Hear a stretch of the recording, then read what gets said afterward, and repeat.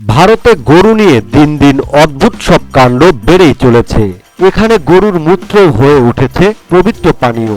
দুনিয়া জুড়ে গরুর দুধ যেখানে প্রসিদ্ধ, সেখানে এদের কাছে গুরুত্ব বেশি এর মূত্রের। मैंने भाई गाय का पेशाब किया है, गाय हमारी माता है, इसमें कोई शर्म नहीं है। পশ্চিমবঙ্গ জুড়ে এখন দুধের চেয়ে বেশি দামে কিনতে হয় গোমূত্র। আধুনিক চিকিৎসা শাস্ত্র স্বীকৃতি না দিলেও গোমূত্রকে রোগ প্রতিরোধক হিসাবেই বিশ্বাস করে দেশটির সংখ্যাগুরু জনগোষ্ঠীরা।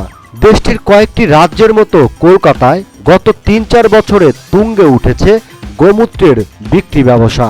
রাজ্যের বিভিন্ন জায়গায় শুরু হয়েছে গোমূত্র চিকিৎসা ক্লিনিক।